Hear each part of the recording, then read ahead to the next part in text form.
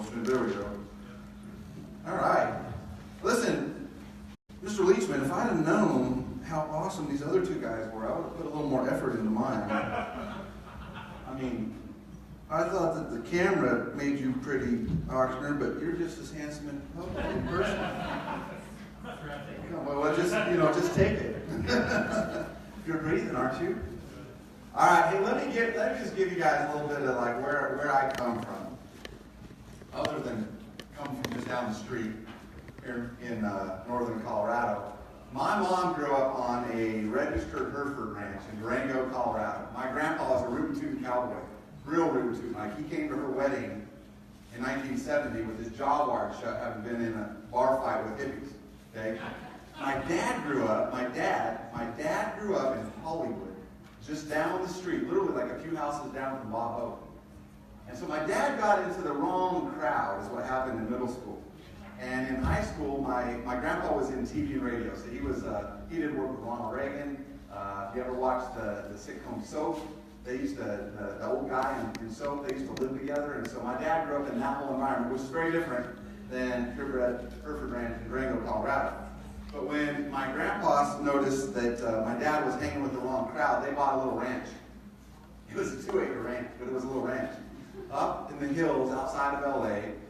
Today, that's the Santa Clarita, Valencia area, but my dad grew up there, and so he's stranded up there in the summers with nothing to do, and there happened to be a beef cattle operation that had a bunch of hay, had a show string, and some short, fat Hereford steers that they would haul around. And my dad started working for them, and he fell in love with livestock. And so he went to Cal Poly and got an animal science degree, and he came to Colorado State for his master's and his PhD. And I grew up on Colorado State's research ranch. This is an audience I can tell this. I had to stop telling this, but I would say, when all my friends were off playing with Star Wars and stuff, I was looking at semen under a microscope. And that took too much explanation in most of my circles. So I just stopped saying that. But y'all know where I'm coming from in that. So that's where I grew up. And my dad then did work for me in our research center for a bit, was an animal nutritionist, and I had my own small purebred herd of limousine cattle in the same circles as Kevin for a little bit. And I had one of these moments that was similar, Kevin, except for it wasn't as dramatic. My parents didn't lose anything. I just really figured out that working for a living wasn't for me. You know what I mean? Like, so my ag teacher in high school said, "Richard, you need to find a job where you don't work." I'm like, I don't know what to make of that. But looking back now, 30 years, he was right. What I needed to do was try and find a job where I could talk for a living, and that worked out a lot better for me. So I took this year between high school and college off, and I was working for a stock contractor and a cattle feeder, and I'm out doing work one day, and I just have this like justification for higher education. All I wanted my entire life was to raise cattle. That's all I wanted to do. But the more I actually did it, and the harder the work seemed, it was like, I don't know if I'm built for this. And I'd sit back and I'd question all the things that you talked about. I'd look at the industry and I'd say, something's not right here. There's just something just doesn't make sense. And so I went to a junior college, and because of my dad had gone before me and was well known in the academic world, everyone assumed that I was going to be like him, which when it came to the books wasn't necessarily the same. And so when I transferred to Colorado State, one of the professors that came to Sterling to talk to all of us that were transferring, he's like, "Oh, you're Pete's son, huh?" I'm like, "Yeah." And so he's expecting like I've got a lot of school in front of me and I'm going to come into the ag program. He's like, "What do you want to transfer to? And what major do you want to have?" And I said, "Really, what I want is the easiest way out of school is what I want." He's like, "Okay, so like animal science, ag business." I'm like, "No, I'm talking like what the football players take." And no offense, Jason, but like what are these football players doing? Because I know that the vast majority of them, they're not here for the education. And this guy leans across the table and he's like, "You're serious, aren't you?" I'm like, "That's a heart attack, man." So I have a degree in public relations, yes, through the journalism program, which was an easy way out. But I was just built to work, and I was built to think. And what I found out was that Mr. Fay didn't mean I wasn't supposed to work. It's just I was just supposed to work differently, and to work with my mind. And so I worked for North America's largest farm-owned cooperative, about a $13 billion company. The brand Farmland at the time was worth about $300 million, just the brand. Now when natural gas prices tanked and feeder pigs went to less than 30 cents. It would have been nice to take a mortgage out on some of that brand, but we couldn't. And I was able to work directly. My boss was in charge of the brand. That was in my department. The other thing that I was responsible for is I led all young producer programs for our company. And so I spent 3 or 4 years traveling all over the country, helping to inspire and to help challenge the thinking and the relationships of young farmers and ranchers all across the country. And to this day, I still get an opportunity to do things like this and be in front of groups. In 2001, I left and started my own consulting practice. And today, it's anywhere from 30 to 50% of our client mix is somewhere in the ag sector, and still get an opportunity to have lots of influence. Kevin, as you're talking, I'm thinking about what our generations have done ahead of us that didn't serve us well. It didn't serve us well. We in agriculture, I think, are amazing reactors. I think we're humble. I think we're God-fearing. I think we're people that are willing to take our lumps when it comes, but we're not necessarily willing, as people, to get out in front and to set the agenda. That's why in Kersey, Colorado, someone else is shaping the mindset of the kids. It's really hard when the other guys have Hollywood, they have entertainment, they have the media, they have everyone else shaping the way that everyone thinks about our industry. And our best effort typically is, not true. And maybe we come across some things to go challenge the process. And so when I get an audience like this, one of the things I want to say is we've got to do this differently. We've got to do this differently. We've got to do it so differently in agriculture that we're ahead of the consumer perceptions. In your list of things that are in the future, this consumer preferences, it's a real deal. And we don't have to like it. I don't think we do. But we must lead the way in that process. Programs like Ag in the Classroom, those are great, but we're typically taking rural kids, talking to rural kids. That slide, I've got 2 people, I think, in the world today, or 2 groups of people that I think are getting this done right. I think Dr. Temple Graham is making a ton of effort in shaping and reshaping the way people think a lot about animal husbandry and agriculture. And I think that the Peterson Farm Brothers from Kansas, quite honestly, might be the single most effective advocates for agriculture that have ever been. Now, it's been 3 or 4 years since they've had something that's been significantly viral, but you know who they're talking to? They're not talking to us, it's who they're talking to.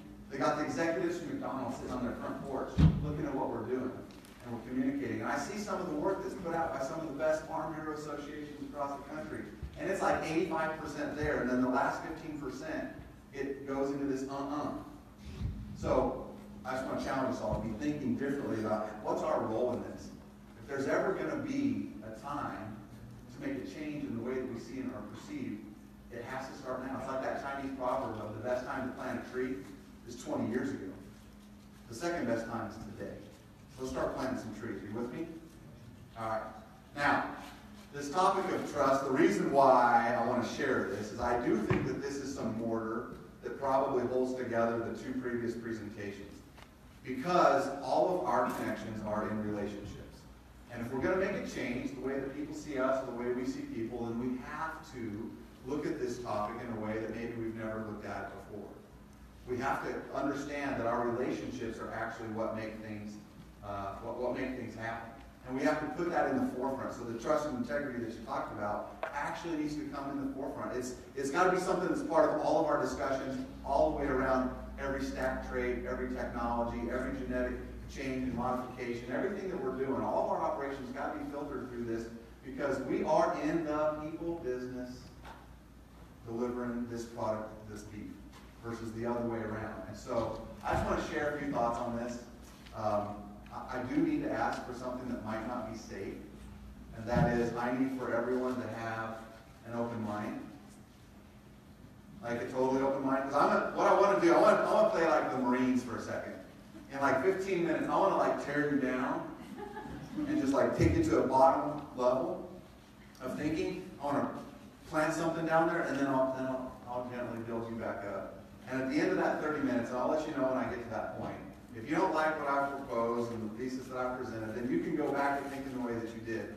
But the only way we can get there is if you're open to having an open mind. Can you do that? Is it good? Everybody? Even you? Maybe. All right. We'll see. Okay. Here's my definition of trust. And here's the problem with trust, is that oftentimes we come at it from different perspectives.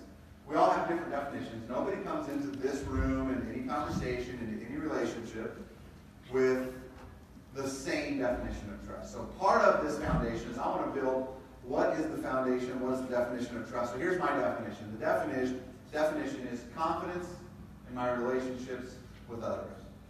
Now, many of you, your definition has to do with, like, trust is like a zero-sum game where there's a winner and a loser. It's not like that game of soccer where apparently you can tie and you win. I don't know how that works. This is like real games we all like to watch with zero-sum. There's a winner and there's a loser. And you can't do that in trust, because when we have situations where there's winners and losers, what do we ultimately have? We have losers in our relationships there. So this is the definition we're going to build from, all right? Now here's something I need you to do. Some of you have been taking notes, so if you got your notepad out, go ahead and do this. If not, just in your head, or you got your phone out right now. I need you to actually write the names of 3 people that you would say today you don't trust. And if your name's up there, that's purely coincidental. Okay? And if the person sitting next to you is laughing awkwardly and writing something like in the corner, don't think they're writing your name down, right? And if the person that's on your list is sitting next to you, be careful about that. You know, an arrow pointing this way, that's not inconspicuous. All right? So, here's why we're doing this. Tracking, here's why we're doing this. The reason I want you to do this is because it's easy for someone like me to come in, share a few ideas, have a little bit of a different way of thinking, then leave. But you don't really know what to do to improve based on what they talk about. Here's what I want to do. I want you to write these names down, and I want in the next half hour, I want you to feel like you got something you can do to actually improve your relationship with those people. And here's another thing about those people that you wrote down. If the courts of law say you shouldn't trust them, don't write their name down. If they're sitting in an elected official office, probably don't write their name down. But if there's someone that you actually do care to have a better relationship with, you're saying it could be better. Maybe it's that you don't, not that you don't trust them, that your trust is low, then write their name down. Because we're going to come back and see if you can improve things with those people. All right, interactive part of the discussion. Throw this out. This is an if-then statement. So if you have high trust, then you have something. There's an impact of it, right? It's an if-then. So if you have high trust in your relationship, in your team, with the people that you work with, in your community, what's the impact of that? Frank communication. Transparency. Productivity goes up. What else? You have confidence. What all those things lead to typically? Performance, productivity, action. You get to start taking risks. When you have high trust, you're willing to step out. You have those frank conversations, and you're going to get better ideas. Creativity's on the rise. I'm not wondering and questioning what people think, right? Like that's some good stuff, right? How many of you feel like you've been on a high trust team before? Your hand. Was it good? Yeah, that's good. It's real good. All right, low trust. If you have low trust, then what? Close. What else? Blame. This becomes the shield, the corporate shield, right? This is the family crest, not me, is what it looks like. What else happens when you have low trust? Yeah. You have high turnover, and you have the wrong kind of turnover. You have people that you don't want to leave, and then people you'd like to see leave don't. Right? In this low trust environment, how many of you have been on a team or part of an organization that's had low trust? Raise your hand. Was that awesome? Oh, heck no. Which of these two would you prefer? Would you prefer anybody want to? Actually, does anybody in here prefer low trust? No, none of us. We've all been a part of a high trust environment. We all want to, but it's been a situation where it's not necessarily easy to achieve. And here's the reason why. Here's when we set up the thesis. One of the reasons why we have these environments and we don't see anything the same is because you believed in a lie. Maybe a couple of lies that someone has told you. Some of it's DNA, it's in your blood. I think there's predispositions. I think some of us come out, we land on the hospital floor with a predisposition to be trusting or not. I think there's some of that makeup, for sure. But the other thing is that wound up in our story, there's been things that have happened that have destroyed trust. We're saying, no way, no how, no And then we've had people who've had that, and they share that. You got a crazy Uncle Larry that's telling you what to do. You got a grandmama who's been telling you all these stories about things, and now you don't trust anybody. And we've had this, and there's these lies that we've believed over time. So here's the lies. The first lie, you tell them, you finish this. Trust is something that is what? Trust is earned over time. Liar, liar, pants on fire. I think that's a lie. And don't forget, you gave me your mind that you're going to keep open. So some of you are invested in this. I can tell. I sense your eyes looking at this one. Yeah, that's true. I don't know that it is. The second lie is, how long does it take to build trust? It takes a lifetime. How long to lose it? In a second. We hear these. I got on Google. I pulled this up, and I typed in trust quotes or trust memes. We're going to see these two stupid statements all over the place. Another one you see, trust is like a mirror. Once it's been shattered, it never goes back together. This doesn't make any sense to me. It doesn't make any sense to me. Let's take the second one. Let's take the second one first. It takes a lifetime to earn it, a second to lose it. I know this isn't math, it's more like logic, but let's just think about that. The risk and rewards of that, does it even make sense? Like, if it takes a lifetime to gain something, it can be gone in a second. The risk versus reward doesn't make sense. It seems to me that if that were true, that it wouldn't make a ton of great sense to go through all the effort that it's going to take so that we might dole out this precious thing that we call trust to others, only to actually expect, if this is true, for it to be pulled out from under us. And I'll save you the steps, because some of you are going to catch me afterwards. This always happens in the corner when no one else is looking, and someone comes up and has to clarify this for me. They say, Richard, I don't think that people actually mean that it's a lifetime. And I'm like, oh, okay. What is it? I think really what people are saying there is that it takes a long time. Same difference, right? Like, just change it out. If it takes a long time to gain something and a short time to lose it, this just doesn't seem like a smart proposition. And let me get you started on this trust is earned. Here's the problem with trust is earned. If trust is earned, this means that I have got to have a relationship with you, and you have to do something good enough so that I can give you this trust, or that you can give me this trust. And there's some sort of scorekeeping that takes place. Now, I don't know if you've all got the chance to meet one of my best friends in the room. But one of my best friends in the room is a super stellar human. He's one of the good guys, is what I say. And his name is Jason Craig. So there's Jason Craig. So Jason has agreed to participate in an activity with you. And Tyler, you may want to get your phone out and video your dad. Okay, so Jason, do me an honest. Go stand over there. Don't stand in front of the. Don't ruin the picture. Yeah, right there. Okay, stay right there. Now, that's a strong man. Okay, and he's looking at me. He used to be a pretty bad football player, and he'd probably still take me down. So I'm going to keep a little bit of distance. But here's the thing, huh? Probably. Please, all chips in. He's going to do this. Okay, so I've known Jason for a long time. We've been business partners. We've been friends. We've been in study groups together. We've done a lot of things. And it's super important to me. It's super important to me that the day I die, we're still friends. And I love this man. And there's no way that happens with us keeping this distance. But this is what happens in our life. We have someone. All right. We have someone that we care about. We have someone that we need to be in a relationship with. And if trust is something that is earned, what we do is we wait for them to do something good. And when they do, we go to our score sheet and we dole out this precious thing called trust. And we give them a step and a check mark, and we take a step forward. Are you with me? Right? And then what do? We wait for him to do something, and then we do it again. So he does something good, and I do it again, and I take a step. And then we do something again, he does something good, and then what do? I make a mark, and I take a step. And then, because he's a human, and because some of you might already know him, he's going to do something stupid. Can I get an amen? Come on, people. Who knows Jason Kraft? You know what's going to happen. We're going to do something. And what do? He does something that diminishes me, that's frustrating to our relationship. And so what do I do with these 3 steps? And then what? Maybe 2 more, don't I? And then he does something good, and what do? Maybe. And if trust is something that is earned, this is how we're living our lives. And I don't know how many relationships y'all have. I'm not talking about your Twitter followers or your Facebook fans or people that you're still writing letters to. That's what I'm talking about. I'm talking about the interpersonal relationships that you have.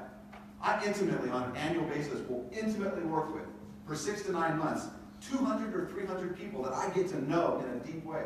That's not counting family and friends.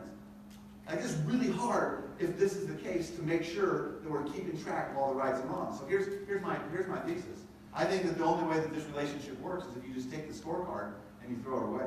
And whether he deserves it or not, what I'm going to do is I have to take a step. Are you tracking? Like, look at him. He hasn't even moved. If he was in a chair, his legs would be crossed. Right? And if it's important for he and I to be in a relationship, what do I need to do? I need to take another step. Whether he's deserved it or not, whether he's earned it or not, whether it's right or it's wrong. If it is to be, in this case, it's up to me. I've got to take this step, and I've got to continue to take this step. And this is pretend. I'm like this is a pretend situation. And I have butterflies in my stomach because this is a hard step to take. Are you with me? We have relationships like this, but it's important for us to be in a relationship. And so I have to take a step, whether he takes one of me. And I have to take a step. So from where I was to where I'm ending, easy. Easy, cowboy. Easy, cowboy. Where am I right now? I'm halfway. Okay, raise your hands in here. How many of you are willing to go halfway in your relationships? How many? Raise your hands. Show me. How many of you are willing to go halfway with other people in your relationships? I want to see it. Raise your hand. Yeah, la-ti-da, you don't impress me. Everyone, it's human nature to go halfway. What's wrong with halfway? It's not there. What does it insinuate? That he's got to come halfway. Is it possible? And I know it's possible because I know this guy pretty well. That he actually thinks he's gone halfway. Not tackling me, that was his version of I'm going halfway. Right? The fact that I know for sure I'm buying the next round. Because it is his version of coming halfway. Is it possible that you've got people, that there's this distance between you, you think you went halfway and they think they went halfway? Is it possible? It's absolutely possible. Now here's what I think. I think back to my crazy drunk calculus professor. All of those things, yes. Talking about derivatives and talking about all these halfway points. Here's what I know. Halfway to infinity still never gets us there. Here's what I think about halfway. I think relationships go to die at the halfway place. Now, we could spend a whole time talking about there are necessary endings. There are relationships that need to end. And I remember growing up watching these two brothers that lived across the lane from one another, down the same gravel road. One had a farm on this side, one drove cattle on this side. They hadn't talked to each other for 40 years. I just couldn't fathom that. And a son and his dad who wouldn't talk to one another. Also a husband and a wife who no longer are in a relationship with one another. And I realized that there are relationships that should go to die. But I've been scouring research. I've been looking at studies. I've been looking at my own experiences. And everything I've found says that when people would go back and evaluate the place at which they gave up on a relationship, 80%, greater than 80% of them said if they'd have been willing to stick around and stick through it and make a few steps, 80% of them felt like the relationship could have been repaired. But instead, what do? We come here and it dies. Here's the step of all the steps that impresses me. It's this step. It's the first step past halfway that really impresses me. And if I'm ever to close this gap, I've got to continue making a step. You guys, are you with me? And from over there, I want to be over here, and it's important. I've got to keep making a step. Give it up for Jason. Thank you.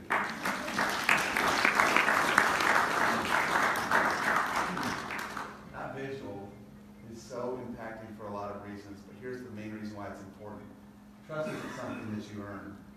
It's something that you give. And if you're not willing to give it, you're never going to get it. I'm going to say that one more time.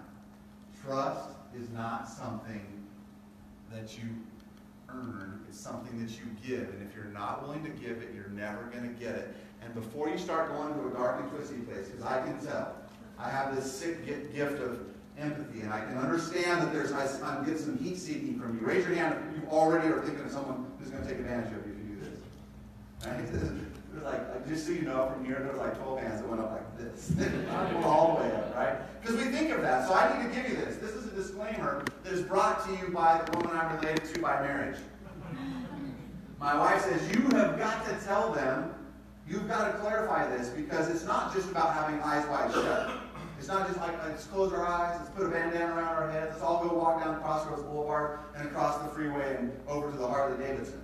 We're not going to Hooters, we'll go to Harley. Like, that's not building trust. What is that? Stupid is what it is. That's not what we're going to do. We're not going to jump up on the third story over here from your room into the balcony and jump into each other's hands. That's not building trust. That itself is silly. What I'm talking about here is I understand that there are people that might take advantage of you. I absolutely understand. I get that. But what is the cost, and how often is that going to be? If it's not eyes wide shut trust, maybe it's eyes wide open trust. Maybe what I'm talking about is that our eyes are actually open in all of our relationships. So my wife and I, this is my wife right here, Christy. My wife and I have 4 boys, 18, almost 16, 12, and 8. And when our 2 oldest boys were about this old, whatever that is, we moved into this house that had amazing curb appeal. Now listen, having grown up on the ranch and country, and just I like people, I just don't like them close by. Right? And so I'm like, if we're going to have to live in the city, and I'm going to have to live in a neighborhood, then I want a little bit of space. And this front yard had a little bit of space. And my dream was that these kids, these boys, would be able to go play on this front yard. She and I could sit on the front porch and enjoy an iced tea or something.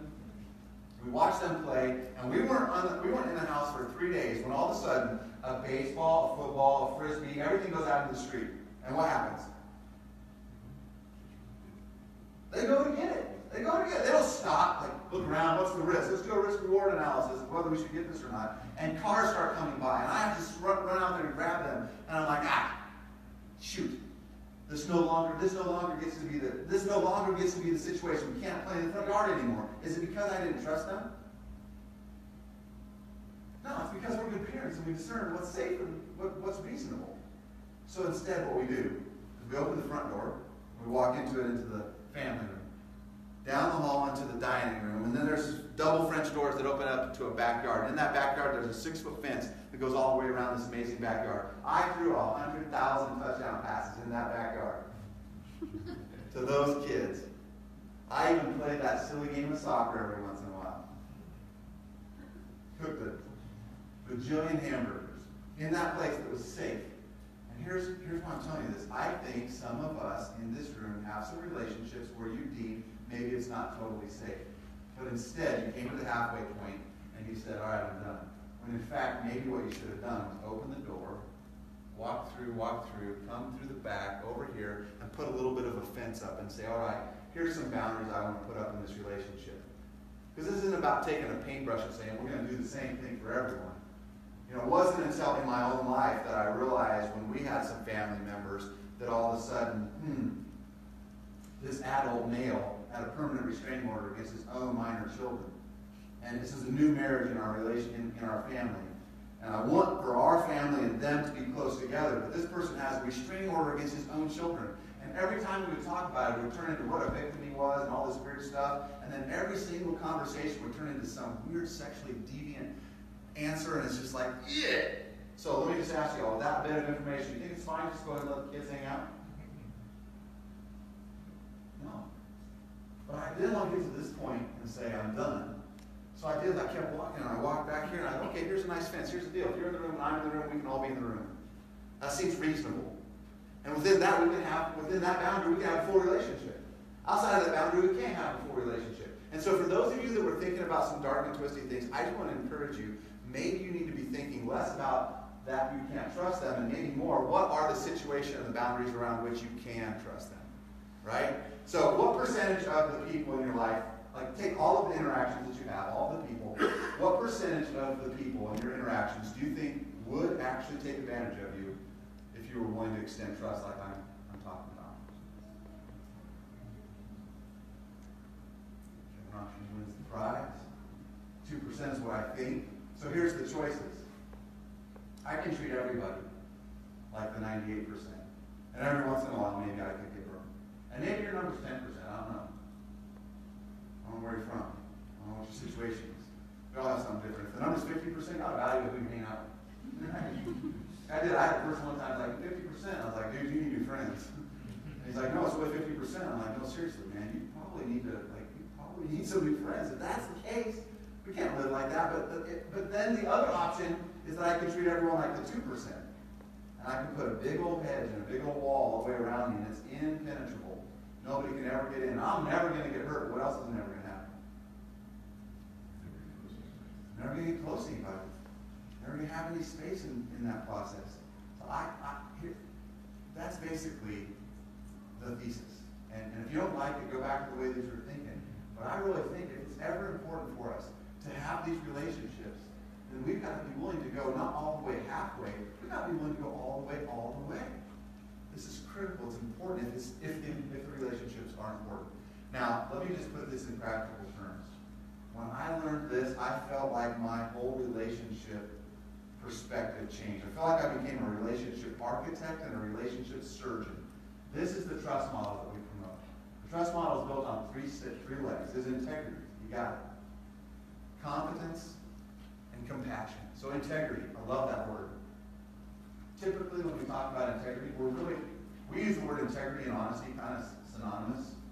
We think that they're the same. I feel like honesty is a part of integrity, but integrity is like so much more. It's not just about doing the right thing. It's about doing the right thing even when no one's looking. It's about being whole. Matter of fact, the word integrity and the word integer, they have the same root. And an integer is a whole number. And so that's where the word integrity comes from. It's about wholeness.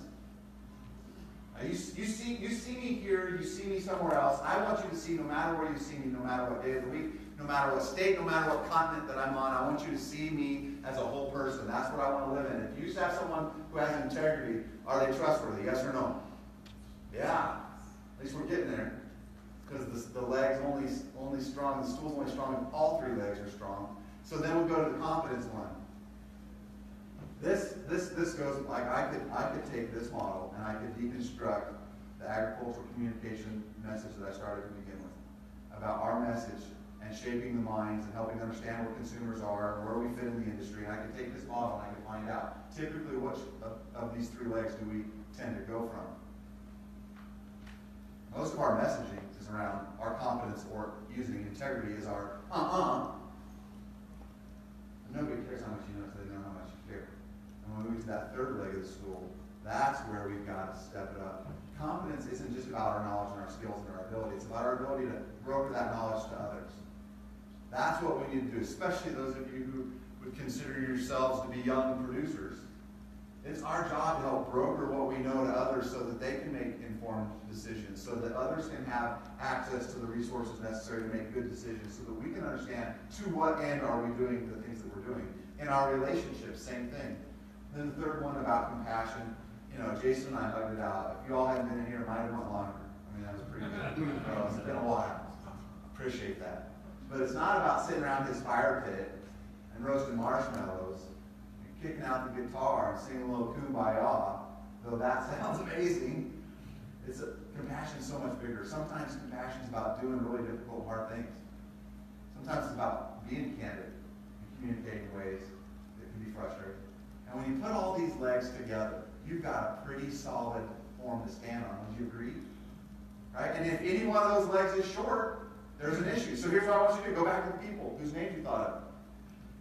Especially those of you who wrote them down. I want you to pick the ones you think maybe either the one that you hope to improve your relationship with the most, or maybe even the one that was most difficult.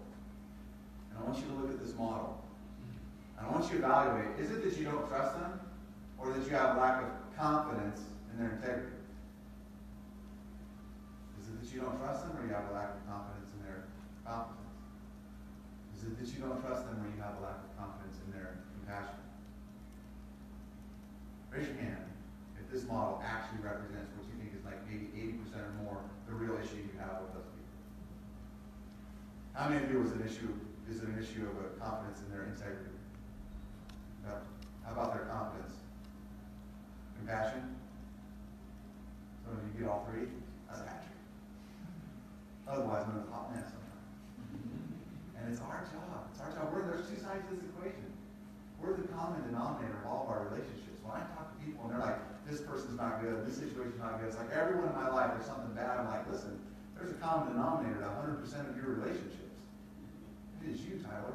You are the common denominator in all of your relationships. You can either give life to them or you can take life from them. This is the case for all of us. It's our job and our responsibility. When you think about it, so trust isn't something that is earned, but I do think that there's a continuum of our trust. And so you see where these overlap? Where those overlap really, really, really is this factor of where we see our relationships. I can have a big old circle of integrity and compassion and confidence, but where you see those that overlap in our relationship, that's what you think is the trust factor.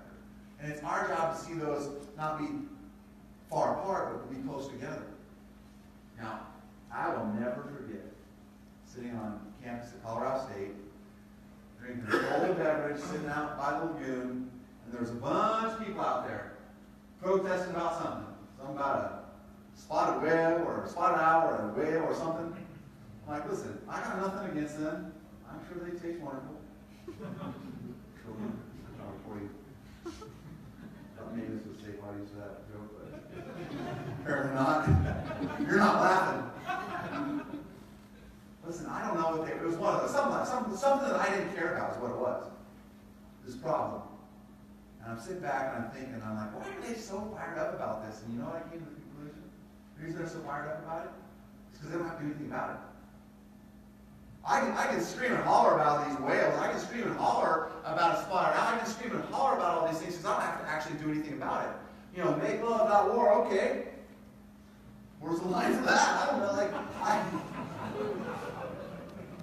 We want to do these good things, but how do we do that? Like, where is our circle of control? What can we actually touch?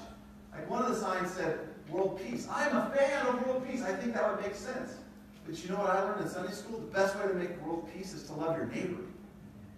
To love your neighbor. And when questioned, who's your neighbor? What was the answer? It wasn't the person with the similar address. It's whoever you're interacting with. You want to have world peace, love your neighbor, then love the next neighbor, then love the next neighbor. Right? Father world code, come on, people. It's like that's our way to world peace is when we start caring for one another around us. And that is the way that we work towards this. This word trust, I want you to take out of your vocabulary. It's hard. It's hard. For your whole life you've used it. And instead what I want you to do is I want you to use the word confidence. And then I want you to pick one of the three legs of the circle about it. So instead of saying, Richard, I don't trust you, what I want you to say is, Richard, my confidence in your integrity is low because for our last 5 times we worked together, yes, you technically gave us what we asked for, but it was at such the last minute that it caused tons of problems and situations where we were all running at the last minute and more frustration than needed to be. So, you know, instead of saying, Richard, we can't trust you, you're blaming an idiot, right? And here's the other reason why I don't think that we should use the word trust, because I think it's a verb. I don't think it's a feeling. I feel the same way about love. And we use this word love. There's a lot of things we love. But if I follow you around, there are a few things that you love. And what you love, you love. A few decisions, really important decisions that you made in your life. Same thing with love. There's a few things. You don't fall out of love. You just stop loving. And it's a verb. And I think trust is the same way. I love it. Whenever I'm in a hotel, this always comes to mind. You know, I've been in here before where there's been wedding parties, right? And I absolutely imagine this group of bridesmaids in one of these little small venues before they come into the actual party. And they're sitting around, and the bridesmaids are, they're doing their hair and their makeup, and everything's fine. And one of the bridesmaids goes to the bride and says,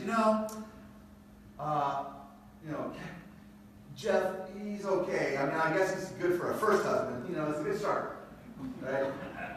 It's probably not going to work out, but, at least you'll get half of what he has, and then you can move on and do other great things. I don't think that conversation, maybe it's happening, but I don't think it's happening very often, right? Are you with me? Like, what's the dream when you're sitting in that room? The dream is not that. The dream is forever and ever, amen. It's a fairy tale ending. It's all of these things.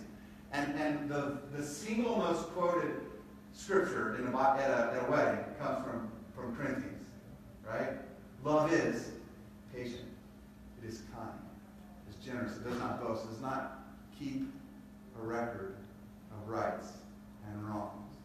And if love is a verb, folks, and trust is a verb, maybe we should stop keeping a record of rights and wrongs, and maybe we should start extending this, especially since most of us have had that extended to us.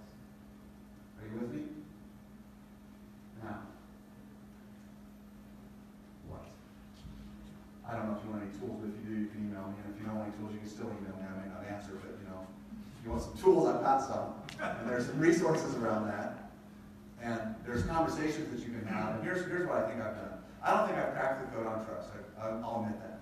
But I do think I've cracked the code on how to have this conversation in ways you may never have had it before. I was in Chicago this week, speaking to a group of people from all over the world. And I've got people from India and China and Sri Lanka, and Nebraska, and Oklahoma, and Kansas, and Colorado, and Texas. They're all looking at this going, you've given me some handles to have this conversation in ways that we wouldn't otherwise be able to have it. And so here's what I want to do. I just want to go through a list of some things that I think are helpful. So I'm going to give you some so what, now what stuff, and hopefully that's helpful for you. The first thing is I think everybody needs a CPA. Now, yes, you need a certified public accountant, but that's not what I'm talking about. CPA stands for Cause, Participate, and Allow. I think that you need to understand, Tyler, that no matter what happens in your life, you either caused it, you participated in it, or you allowed it. It didn't go this way. We live in the most offended society that's ever graced the planet Earth. And blame is the name of the game. And we don't want to take any. The first, second, third option when things go bad is to look for blame on who to, let's point the finger, let's point the finger, let's point the finger. If you look at any situation in your life and I either caused this, I participated, or I allowed it, then you're going to exercise responsibility. Whether you like it or you don't. Whether you brought it into your life or you didn't. Whether it's fair or whether it's not. If it's in your life and you take responsibility for it, that's accountability, and that builds trust. The other one is assume positive intent. Lee, our mutual friend Rod, got a copy of my book. I said, what'd you think? He goes, well, that's okay. I'm like, well, that's not what I was expecting, geez. And he said, if I had to boil it down, what you're saying in this whole thing is to give people the benefit of the doubt. I was like, you read the whole thing and that's what you got? You got the whole thing. Now listen, this guy, he's that kind of guy. He can take all that and go, boom, boom. And then when I thought about it, I'm like, that's it. That's what it's about. It's about giving people the benefit of the doubt. Because how often do we do that? Let's be honest. I stand up here and I'm talking about the public. I'm talking about the bad guys. I'm talking about media. I'm talking about all that. I'm not giving them the benefit of the doubt. But guess what? They're concerned about where their food comes from. They're concerned for their health and their safety. They're concerned that all this information that they've created, and maybe even this religion that they've joined that has to do with their food that they can worship so much, maybe that wasn't done with a bad intent. Maybe that was done with really good intentions. And maybe if we had the compassion to understand it, instead of saying, well, you could go against GMOs or you could do genocide, whichever is your choice. It's like, wow. That's just not getting to the place. All right, so what if we assume positive intent? Here's the 10-day challenge. Take this. Okay, for 10 days, assume that people's intentions are positive. Just try it for 10 days. Two things are going to happen. You're going to find out how stinking hard it is because it's not natural for you. And the second thing you're going to find out is people's intentions actually probably are positive. Just try it for 10 days. You don't have to do it forever. 10 days, don't stop. But try it for 10 days. Third one is be offensive. Now, some of you in this room, that's easier for than others. I don't mean to be a jerk. I don't mean to be belligerent. Here's what I mean. Be willing to offend someone. Be willing to have a difficult conversation about a difficult thing where someone might get offended because it's in the offense, it's in the conflict, where actually intimacy gets created. I believe conflict is the doorway to intimacy, and so we have to do this. One of my favorite proverbs says, wounds from a brother are better than a kiss from an enemy, and that is absolutely what we need to do. Sometimes your brother needs a wound from you. If I've been standing up here the whole time, now we're not brothers, but you're the closest to me, and my zipper's been down. It's not. The whole time, and you didn't say anything. Listen, I would much rather you go than let me go through this the whole time, right? Like, there's just things that we need to do, and to build trust. Sometimes we've got to be willing to be offended and to offend someone. Quit building self-esteem. I know I feel like I'm on a roll here with not so nice things. Here's the deal about self-esteem. I don't know if this is scientifically true. This is me. It's my slides on the stage. Self-esteem says I'm okay only if you say I'm okay. Self-worth says I'm okay because I say I'm okay. I know who I am and whose I am. And I'm not going to let you determine whether or not I feel good about myself. I'll allow you to add to that self-worth. Here's what I feel like my life's purpose is. To make people, help people, love what they do and who they do. And I see people from a perspective where they stand on a mountain. They've got a lot of value and a lot of worth. And I want people to see them as I see them. I want you to see you as others see you. I want my kids not to just get the feedback, and I'm only okay if I run fast, jump high, get good grades. No, I want you to know that you're okay because of who you are and what your character is. And so self-esteem, this is why we have the phenomenon we do today of so many young people with either mental health issues or self-harm issues, because they've been living on this shattered foundation of self-esteem that they're waiting for others to give enough likes on something or to say something enough so they can feel good about themselves. And it's our job to get away from that. You got to see yourself and who you are. Candor with care, that's kind of like tell the truth but do it in love. Got to do this. Too much candor is mean. Too much care is mean. Those two things have to come hand in hand together. I divide this room. There's some of you that go on the I'm good at candor side, and there's some of you that go on the I'm good at care side. But there's very few of us that are going to go on the I'm good at both sides, right? Right? You know which one you fit on? Elbows getting pushed around. Listen, put them together. Even if you're part of the good with care side, you need to have some candor that goes along with it. All right, number 6. Treat people differently. One of my best friends, Randy Beck, lives in Seattle, Washington. He says, there's nothing more unfair than equal treatment of unequal. And I say amen to that. You know, this is beyond everybody gets a trophy, but that's a part of it. When everybody gets a trophy, when you actually do succeed, when you outperform, when you have a better plan, when you work harder in your operation, but everybody gets treated the same. Right? I remember traveling in Germany right after the Berlin Wall, the wall fell down, and I was on an ag tour. We were touring all of these farms. We went to this farm that had been the former state-owned farm in communism, and we were talking with the farm manager from that. And the farm manager said, you know, in this communism world, everything was everyone's, so nothing was anyone's. And we would all have a few chickens or a cow or this on the side to, you know, help feed our family, and we'd steal from everyone because we were stealing from no one. And when we treat everybody the same, it just looks an awful lot like that. Focus less on the finish line. Short version of this story. About 10 years ago, during one of the election cycles, I was promoting a candidate, and I was trying to use social media at the time, because it was new to me, to help people decide where they should vote. And there were some people that were not exercising their right to vote the same way I was. And so I felt like, well, if you're not losing friends on Facebook, you're not doing it right.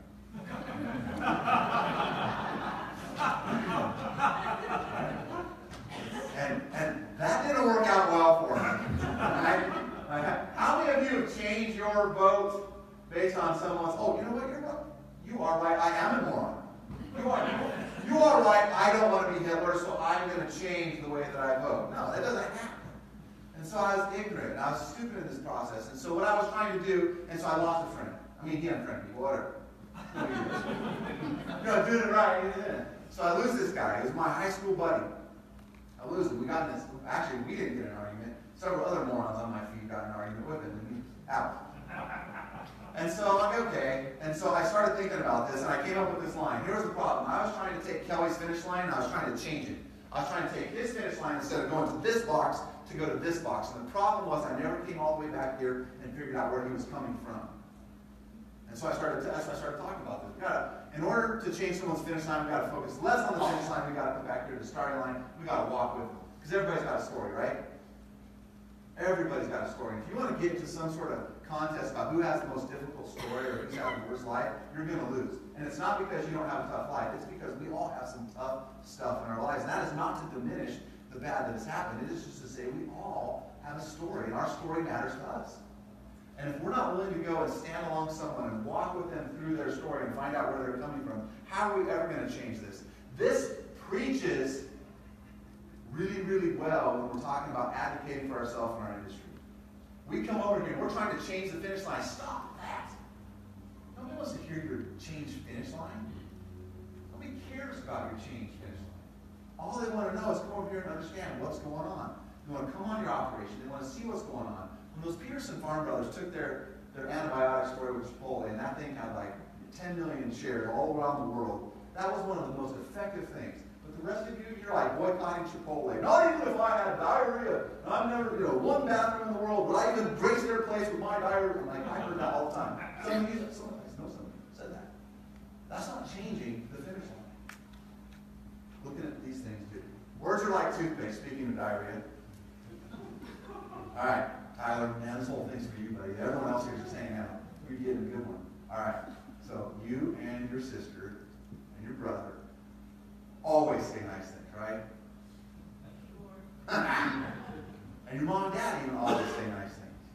No, sometimes we say things we regret.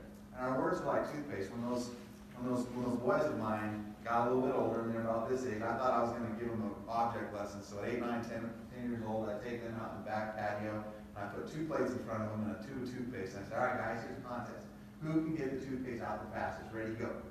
And they squeeze it out, and it's out. And they're arguing over who got it out fastest. I'm like, oh, actually, that wasn't the contest. The contest now is what? Who put it back in?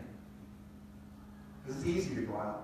Now, Preston, who's fixing to turn 16 soon, he reaches down, grabs the toothpaste in his mouth, starts spitting it back in the tube. That's pretty darn good. It's still a hot mess. It's still not going in. It's still going out a lot faster than it's going back in, and our words are like that. Our words have coefficients, and in certain populations, that makes a difference. Jason's word to Tyler, his son, is different than his word to me or a random word to some of you. It's the same word.